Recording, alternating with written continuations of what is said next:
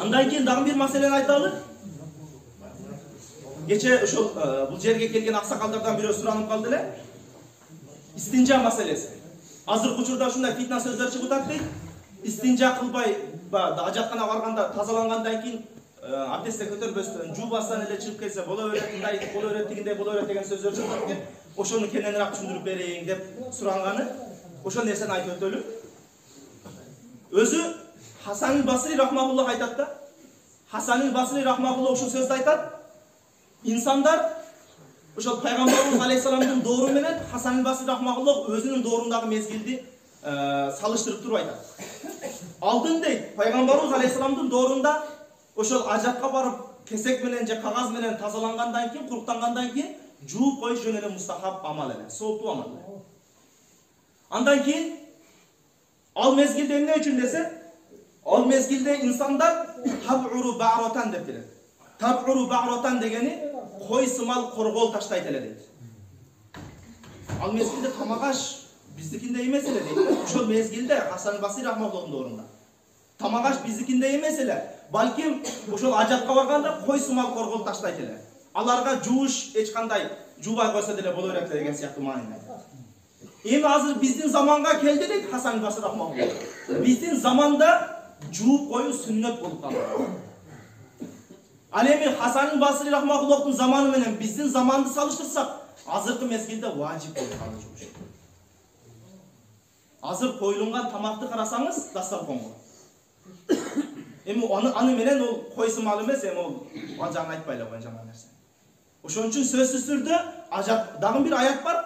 Тавба сүрөсүнүн 108 аятында, Фастаиду билла аятынын ортосунан бизге керектүү жерин айталы. Фихи риджалун юхиббуна ан ятатаххару валлаху юхиббул мутатаххирин. Садакаллахул азим. Бул аят калимада айтат. Ошол Масжидул Акса тарапта бир инсандар бар дейт. Алар тазаланганды жакшы көрөт. Ал эми Кудай Таала тазалануучуларды жакшы көрөт. Тазалыкты сүйгөндөрдү Кудай Таала да сүйөт. Эми ушул аят канча бир инсандардын акында түшкөн, инсандардын жөнүндө түшкөн. Ошол инсандарга барып пайгамбар алейхисалам сурайт. Силерди Кудай Таала Кур'ани Каримде тазалыкты сүйгөн инсандар деп мактады. Тазаланууну жакшы көргөн инсандар деп мактады. Силер эмне тазалык кыласыңар десе, алар айтышат, биз ажатка баргандан кийин, кесек иштетип тазалангандан кийин аркасынан жууп коебуз деп. Ошол пайгамбарыбыз алейхисаламдын доорунда кесек иштеткенден кийин артынан сөзсүз сууну иштетүүнү тазалыкты сүйүүчүлөр, Кудай Таала тазалыкты сүйүүчү инсандарды жакшы көрөт деп Кудай Таала Кур'анда мактаган экен. Ошондуктан сөзсүз түрдө эгер эле шар'ий үзүрүңүз болбосо, шариат жагынан ошондой суу тийгизиш мүмкүн эмес болгон болсо, анда уруксат бар тазаланып, таза курганганга.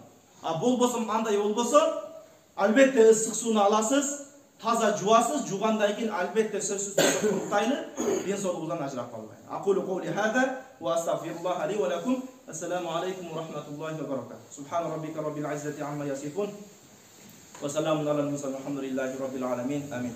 Radina billahi rabban wa bil islami dinan wa bi Muhammadin sallallahu alayhi wa sallam nabiyyan wa rasulah. Жараткан Аллах ушул айтылган маселелерди, аяттарды, хадистерди биринчиден өзүңдүн ыраазылыгың үчүн айтылган аят хадистерден кылып, ушул аят хадистерди уктуп, укканыбызга амал кылууну баардыгыбызга насип кылгын я Роббал аламин.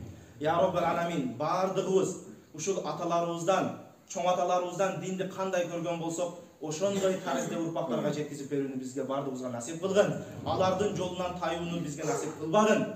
Пайгамбарыбыз алейхисаламдан бери ислам деген, ханафи мазхабы деген бир суу агым агып келип атат. Ошол суу агымдан сыртка чыкпоону, ошол суу агымды туура урпактарыбызга жеткизип берүүнү баардыгыбызга насип кылгын. Роббана тaqabbal minna innaka antas samiul alim wa tub alayna ya maulana innaka antat tawwabur rahim wa ahdina wa waffiqna ila al-haq wa ila tariqil mustaqim bi rahmatika ya rabbal alamin.